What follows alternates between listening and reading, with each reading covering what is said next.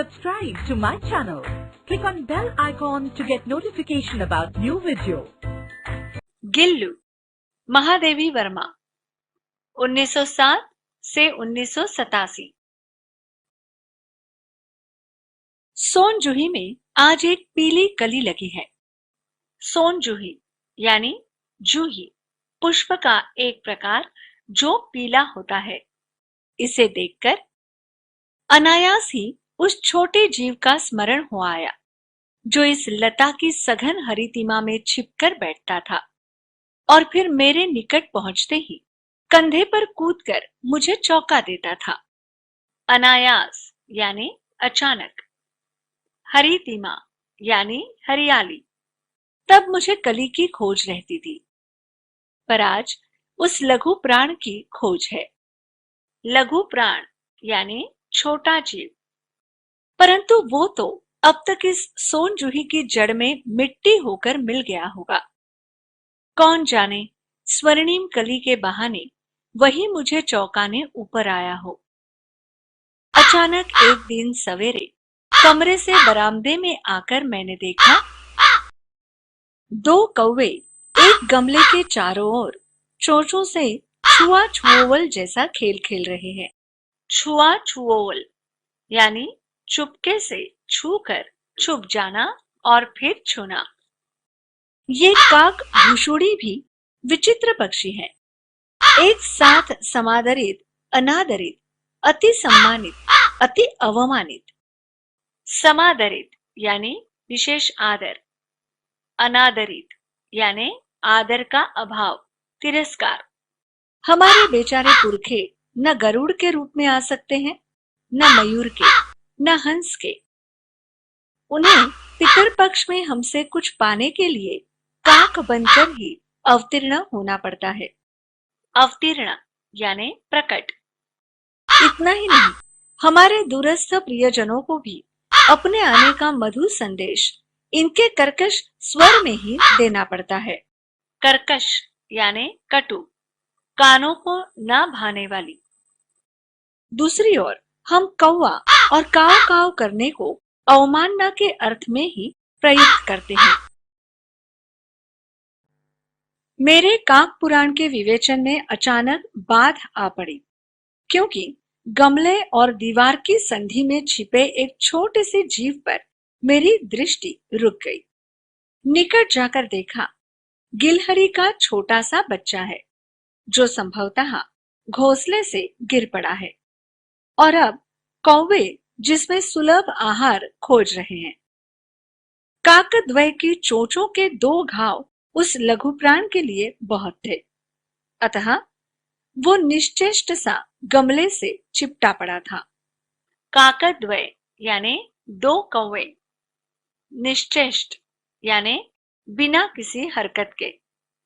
सबने कहा कौवे की चोंच का घाव लगने के बाद ये बच नहीं सकता, अतः इसे ऐसे ही रहने दिया जाए। परंतु मन नहीं माना। उसे हौले से उठाकर अपने कमरे में लाई, फिर रुई से रक्त पोंछकर घावों पर पेंसिलिन का मरहम लगाया। रुई की पतली बत्ती दूध से भिगोकर जैसे जैसे उसके नन्हे से मुंह में लगाई, पर मुंह खुल न सका और दूध की बूंदें दोनों ओर धुलक गई। कई घंटे के उपचार के उपरांत उसके मुंह में एक बूंद पानी टपकाया जा सका। तीसरे दिन वो इतना अच्छा और आश्वस्त हो गया कि मेरी उंगली अपने दो नन्हे पंजों से पकड़कर नीले कांच के मोतियां जैसी आंखों से इधर उधर देखने लगा। आश्वस्त यानी निश्चिंत। 3-4 मास में उसके नित्य रोए झब्बेदार पूंछ और चंचल चमकीली आंखें सबको विस्मित करने लगी। निग्ध यानी चिकना, विस्मित यानी आश्चर्यचकित। हमने उसकी जातिवाचक संज्ञा को व्यक्तिवाचक का रूप दे दिया और इस प्रकार हम उसे गिल्लू कहकर बुलाने लगे। मैंने फूल रखने की एक हल्की डलिया में रुई बिछाकर उसे तार से खिड़की पर लटका दिया। वही 2 वर्ष गिल्लू का घर रहा। वो स्वयं हिलाकर अपने घर में झूलता और अपनी कांच के मनकोसी आंखों से कमरे के भीतर और खिड़की से बाहर न जाने क्या देखता समझता रहता। परंतु उसकी समझदारी और कार्यकलाप पर सबको आश्चर्य होता था। जब मैं लिखने बैठती, तब अपनी ओर मेरा ध्यान आकर्षित करने की उसे इतनी तीव्र इच्छा होती थी कि उसने एक अच्छा उपाय खोज निकाला। वो मेरे पैर तक आकर सर से पर्दे पर चढ़ जाता और फिर उसी तेजी से उतरता। उसका यह दौड़ने का क्रम तब तक चलता जब तक मैं उसे पकड़ने के लिए न उठती। कभी मैं गिल्लू को पकड़कर एक लंबे लिफाफे में इस प्रकार रख देती कि उसके अगले दो पंजों और सिर के अतिरिक्त सारा लघुगात लिफाफे के भीतर बंद रहता। लघुगात यानी छोटा शरीर। इस अद्भुत स्थिति में कभी कभी घंटों मेज पर दीवार के सहारे खड़ा रहकर वो अपनी चमकीली आंखों से मेरा कार्यकलाप देखा करता।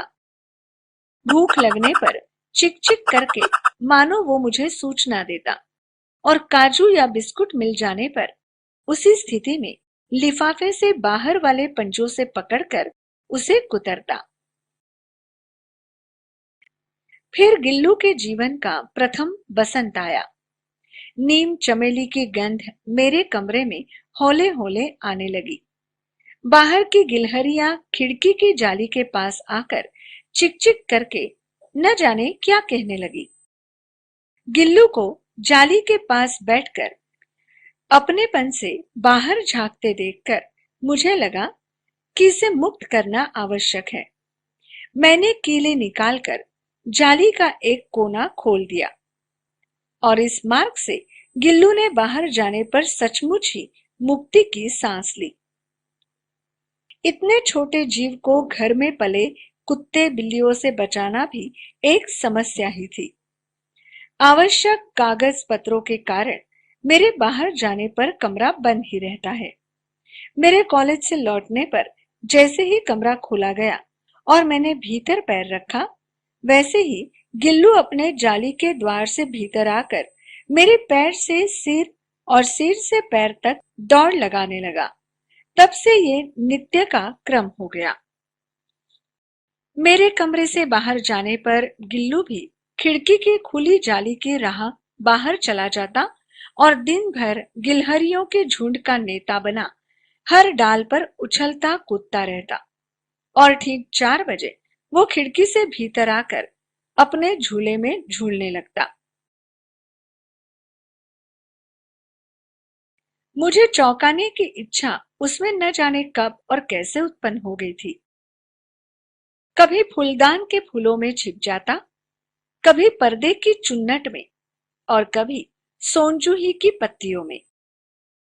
मेरे पास बहुत से पशु पक्षी हैं और उनका मुझसे लगाव भी कम नहीं है, परंतु उनमें से किसी को मेरे साथ मेरी थाली में खाने की हिम्मत हुई है, ऐसा मुझे स्मरण नहीं आता।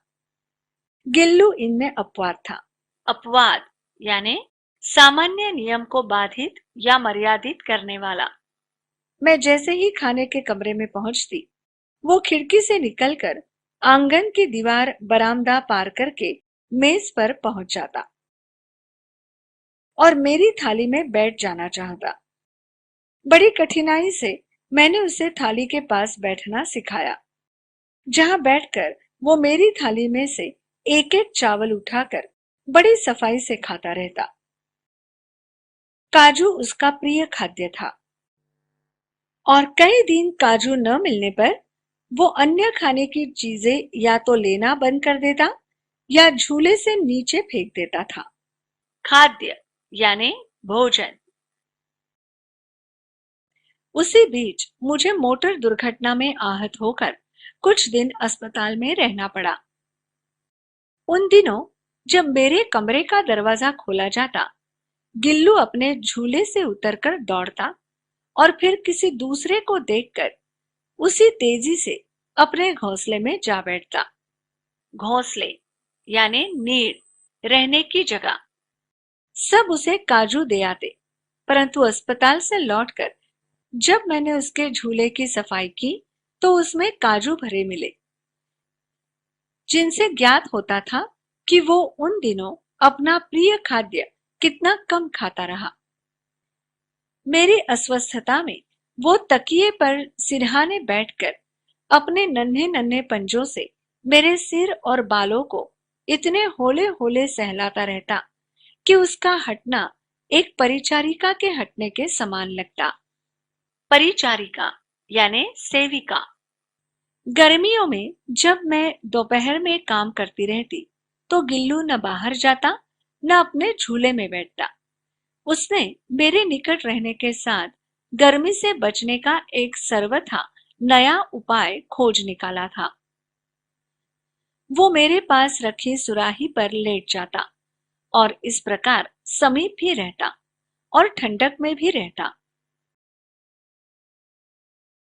गिलहरियों के जीवन की अवधि 2 वर्ष से अधिक नहीं होती, अतः गिल्लू की जीवन यात्रा का अंत आ ही गया। दिन भर उसने न कुछ खाया न बाहर गया। रात में अंत की यातना में भी वो अपने झूले से उतरकर मेरे बिस्तर पर आया और ठंडे पंजों से मेरी वही उंगली पकड़कर हाथ से चिपक गया जिसे उसने अपने बचपन की मरणासन्न स्थिति में पकड़ा था। मरणासन्न यानी जिसकी मृत्यु निकट हो, मृत्यु के समीप पहुंचा हुआ। पंजे इतने ठंडे हो रहे थे कि मैंने जागकर हीटर जलाया और उसे उष्णता देने का प्रयत्न किया। उष्णता यानी गर्मी। परंतु प्रभात की प्रथम किरण के स्पर्श के साथ ही वो किसी और जीवन में जागने के लिए सो गया। उसका झूला उतार कर रख दिया गया है और खिड़की की जाली बंद कर दी गई है, परंतु गिलहरियों की नई पीढ़ी जाली के उस पार चिक चिक करती ही रहती है और सोंजूही पर बसंत आता ही रहता है। सोंजूही की लता के नीचे गिल्लू की समाधि दी गई है, इसलिए भी कि उसे वो लता सबसे अधिक प्रिय थी, इसलिए भी कि उस लघुगात का किसी वास्ती दिन जूही के पिताब छोटे फूल में खिल जाने का विश्वास मुझे संतोष देता है। पिताब यानी पीले रंग का।